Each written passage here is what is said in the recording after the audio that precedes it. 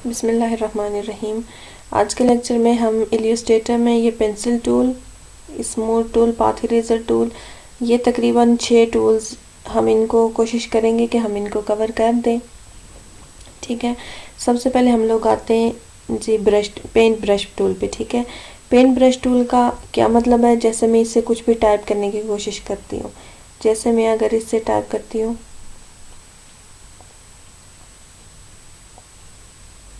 Dog,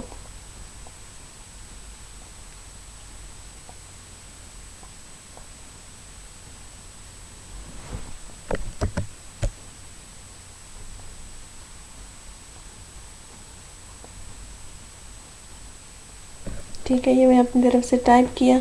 आप इसे भी टाइप कर सकते हैं टेक्स्ट को, और मैं इसे ये साइड पे रखती हूँ।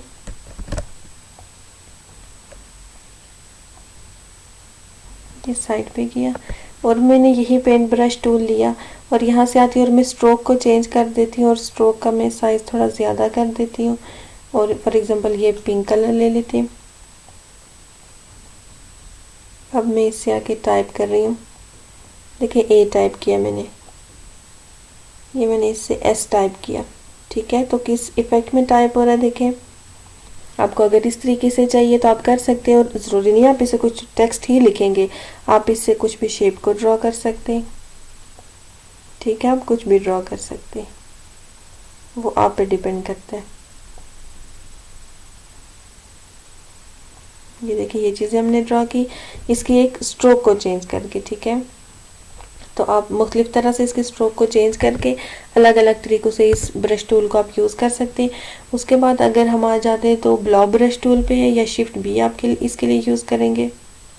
ठीक है, इससे भी आप टाइप करें या आपने कोई शेप ड्रॉ करनी है आप वो ड्रॉ करें, और ये मैक्सिमम खुद ब खुद आपकी किसी भी चीज़ को ठीक कर देता है। ठीक है, जैसे हमें फॉर एग्जांपल ये कोई वेव चाहिए तो ये खुद ब खुद उनको काफ़ी हद तक ठीक कर देता है। अब हम लोग आते हैं पेंसिल टूल पे। तो पेंसिल टूल भी ऑब्वियस है, हम इससे कुछ टाइप भी कर सकते हैं और हम इससे कुछ लिख भी सकते हैं और कुछ ड्रॉ भी कर सकते हैं। ये आप पे डिपेंड करता है, आपने जो भी ड्रॉ किया आपको नज़र क्यों नहीं आ रहा, क्योंकि हमने इसकी स्ट्रोक नहीं दी। जैसे मैंने इसको स्ट्रोक दे दी, ठीक है, या मैं यहाँ पे ड्रॉ करती हूँ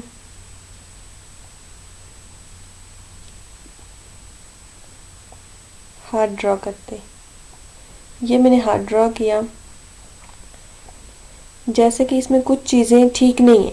ठीक है, तो पेंसिल टूल जब आप यूज़ करते हैं तो साथ में स्मूथ टूल भी होता है। जैसे मुझे यहाँ से इस जगह को स्मूथ करना था, जो ही मैंने वहाँ पे रख के उस एंकर पॉइंट पे क्लिक किया तो आप देखेंगे उसको स्मूथ कर दिया गया। ये देखें, तो इससे एक हद तक आप पॉइंट्स पे मारेंगे तो आपकी शेप्स पे अच्छा इफेक्ट आएगा। ये नहीं कि आप अब लगातार उसको करते ही रहें तो फिर आपकी शेप को वो टेढ़ा भी कर सकता है। ये देखें, जैसे अभी ये शेप को मैं बाहर की तरफ कर रही हूँ लगातार इस पे, तो उसने उसको हार्ट की शेप से निकाल के और वो शेप को चेंज कर दिया। तो मैं कंट्रोल Z करके वापस आऊँगी। बताने का मकसद आपको ये है कि ये आपके पॉइंट्स को स्मूथ करता है। जैसे अगर ये मैंने लिया तो ये स्मूथ टूल लिया, ये लिया, ये देखें इसको स्मूथ कर रहा है, उस जगह को, इस जगह को देखें, इसको स्मूथ करेगा, आर्क नुमा बना देता है किसी भी पॉइंट को जिस पॉइंट पे आपने क्लिक किया होता है। उसके बाद हम आते हैं तो पाथ इरेजर टूल। तो ये ऑब्वियस सी बात है कि पाथ को इरेज करेगा।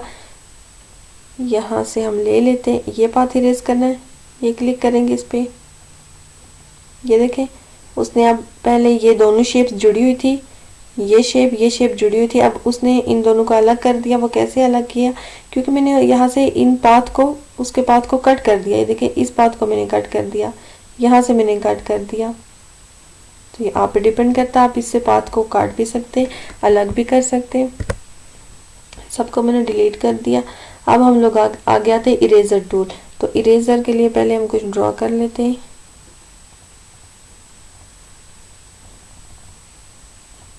ठीक है, अब हमने लिया इरेजर टूल। तो देखिए इरेजर सिंपली इरेज करता है, जो उसका इरेज करने का जो उसका काम है। बट अगर आप इरेजर को यूज़ करेंगे और आप साथ में स्ट्रोक वगैरह दे देंगे तो फिर आपकी चीज़ों के साथ स्ट्रोक भी आएगी। बहरहाल ये सिंपल इरेजर टूल है। हम लोग आगे चलते हैं सीजर टूल। तो सीजर टूल के यूज़ को देखने के लिए पहले हम कुछ बना लेते। जैसे पेन टूल से मैं आ रही हूँ और मैं ए लिख देती हूँ, ये किया। ये इसको थोड़ा सा मैं कॉपी भी कर देती हूँ ताकि बाद में भी अगर फर्दर यूज़ हो। इसको मैंने सिलेक्ट कर दिया तो हम लोग आ जाते हैं सीजर टूल पे। सीजर टूल से अब देखिए मैं जिस भी पॉइंट पे लगाऊंगी ये उस पॉइंट को क्या कर देगा, कट कर देगा।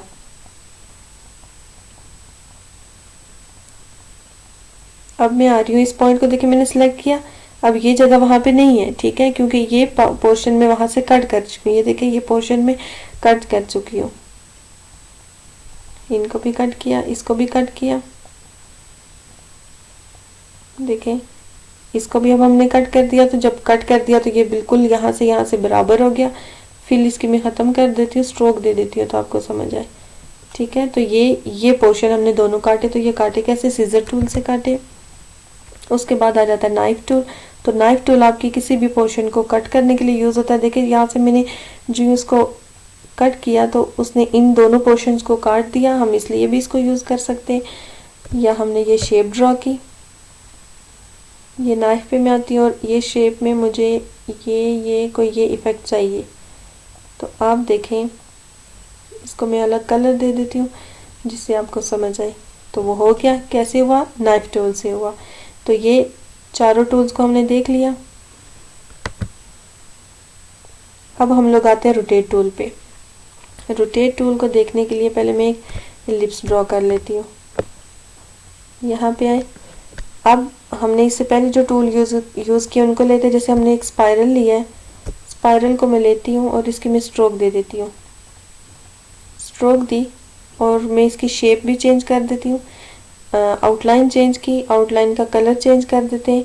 फॉर एग्जांपल रेड है, मैं डायरेक्ट सिलेक्शन में चल रही हूँ और मैं इसके ये पॉइंट्स को काट रही हूँ जहाँ तक मुझे ये नहीं चाहिए।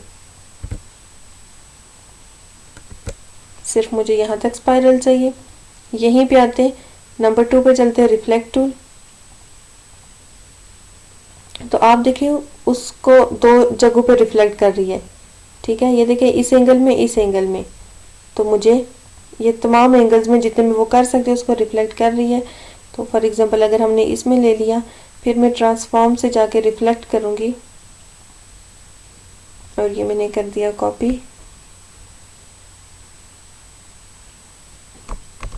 तो ये मैंने एक शेप बनाने की कोशिश की है। पेन टूल पे आ जाते हैं।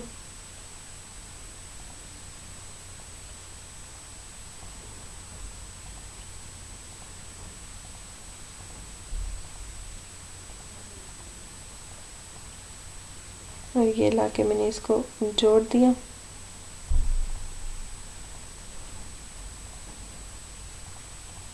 कलर वगैरह दे देते हैं। थोड़ा सा स्मूथ टूल को यूज़ करते हैं इस पे, ये किया। और इन दोनों को मैं सेंटर अलाइन करके इसके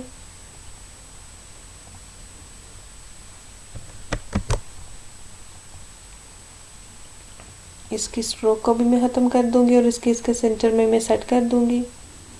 अब ये देखिए यहाँ पे लाके मैंने इसको सेट कर दिया और मैं इसे सेंड टू बैक कर देती हूँ, ठीक है। फॉर एग्जांपल ये हमारी शेप हो गई। मैं इसको नॉर्मल सिलेक्शन पे चलती हूँ और इसको कम कर देती हूँ साइज़ को। अब ये शेप को मुझे इस सर्कल के अराउंड घुमाना है। पहले मैंने इस शेप को यहाँ पे रख दिया, ठीक है। अब आपने रोटेट टूल पे क्लिक कर देना है। रोटेट टूल पे क्लिक करने के बाद आपने आल्ट की को होल्ड करके रखना है और आपने शेप के सेंटर में आना है। और जो ही गाइड्स आपको सेंटर बताएगी तो सेंटर पे आपने क्लिक कर देना है और जैसे यहाँ पे एंगल दे देना है। जैसे मैं 25 दे रही हूँ, ठीक है। 25 देके मैंने कॉपी किया और कंट्रोल डी, ठीक है। ये रोटेट टूल का यूज़ आप इसको ऐसे यूज़ कर सकते हैं। फॉर एग्जांपल अब मैं पेन टूल्स पे आ रही हूँ और पेन टूल से मैं एक आर्क ड्रा करूँगी, यहाँ पे वेव ड्रा करूँगी। यहाँ पे बस फॉर एग्जांपल हमने ये एक ड्रॉ की। रोटेट टूल आल्ट की होल्ड करके रखनी है, यहाँ पे आना है और मैं इसको 2 डिग्री दे दूंगी। यानी मुझे बिल्कुल ही इनको जोड़ना है, बल्कि 3 तक दे के देखेंगे और कॉपी करना है। ओके हरगिज़ नहीं करना। और कंट्रोल डी, कोई भी आपने इफेक्ट बनाना है तो आप इससे बना सकते हैं। और कंट्रोल डी करते जाना जहाँ तक आपको वो रिक्वायर्ड पैटर्न चाहिए। ये मुझे इनको जोड़ना नहीं है तो मुझे यहाँ तक चाहिए। ये मैंने इसको साइड पे कर दिया। ये रोटेट टूल सिलेक्ट, सबको सिलेक्ट करके साइड पे करना है, ठीक है। अब हम आते हैं स्केल टूल पे। तो स्केल टूल का नॉर्मल यूज़ हम लोग देखते हैं। फॉर एग्जांपल हम लोग एक एलिप्स टूल लेते हैं और ये मैंने एक एलिप्स ड्रॉ की है, ठीक है। इसकी स्ट्रोक को मैं ब्लैक कर देती हूँ। ये मैंने इसको कर दिया, या पर्पल कर देते हैं, थोड़ा ज़्यादा कर देते हैं ताकि आपको क्लियरली नज़र आए चीज़ें। ये कर दिया मैंने। स्केल टूल पे आए हम, आपने पास से इसको पकड़ना है और अंदर की तरफ रखना है। साथ आपने शिफ्ट की होल्ड करके रख लेनी है ताकि वो शेप आपकी ख़राब ना हो, और साथ में at the same time alt की ताकि वो चीज़ कॉपी हो जाए। यानी हमने स्केलिंग की, स्केलिंग क्या की, कम की, छोटा किया, और कंट्रोल डी करते जाएंगे। तो ये हमने स्केलिंग इतनी कम कर दी। एट द सेम टाइम हम लोग यहाँ पे आ रहे हैं और इनको मैं डिलीट कर देती हूँ और एक और शेप लेती हूँ जो कि मैंने ली ये, और मैं अब स्केलिंग बाहर की तरफ करना चाहती हूँ। मैं अंदर की तरफ नहीं, अब मैं बाहर की तरफ करना चाहती हूँ। तो मैं फिर पहली वाली बाहर की तरफ रखूँगी, साथ शिफ्ट की, साथ आल्ट की आपने होल्ड करके रखनी है, छोड़ देना है फिर, और कंट्रोल डी। तो ये बाहर की तरफ हमारी स्केलिंग हो रही है। मैं इन सबको भी मूव कर दूँगी। अब हम आते हैं शेयर टूल पे। तो शेयर टूल से पहले मैं एक रेक्टेंगल बनाती हूँ। ये रेक्टेंगल मैंने बनाई, ये मैंने स्ट्रोक थोड़ी सी इसकी कम की और आल्ट की होल्ड की, यहाँ पे शिफ्ट प्रेस किया, बराबर आगे जाए, और कंट्रोल डी। ये मैंने 5 बनाई, सबको मैंने सिलेक्ट कर दिया। शेयर टूल पे आते किसी भी एक को लें और देखें सबकी shape at the same time आप चेंज कर सकते हैं, ठीक है। ये शेयर टूल का काम है। अच्छा जी, उसके बाद हम लोग आते हैं और नंबर 3 पे है रीशेप टूल। रीशेप टूल आपका कोई भी पॉइंट उसमें क्या कर देगा, ऐड कर देगा। ये देखिए एक एक एंकर पॉइंट को ऐड कर रहा है। अब मैं अगर डायरेक्ट सिलेक्शन में जाऊंगी तो डायरेक्ट सिलेक्शन में हम लोग चलते हैं, तो आप देखिए ये एक अलग से एंकर पॉइंट है, ये एक अलग से एंकर पॉइंट है। ये पॉइंट कहाँ से आए, ये मैंने रीशेप टूल से यहाँ से लाए, ठीक है। ये पॉइंट्स आपको ऐड करने की फैसिलिटी देता है। देखिए ये एंकर पॉइंट्स ऐड हो रहे हैं, ठीक है, जो कि शेप को चेंज करने में हमें मदद देते हैं। तो हमने देखे ये 6 टूल्स। उम्मीद है ये आपको अच्छे से समझ आ गई होगी। अगर ना समझ आई हो तो आप कुछ भी कमेंट करके पूछ सकते हैं। Thanks for watching.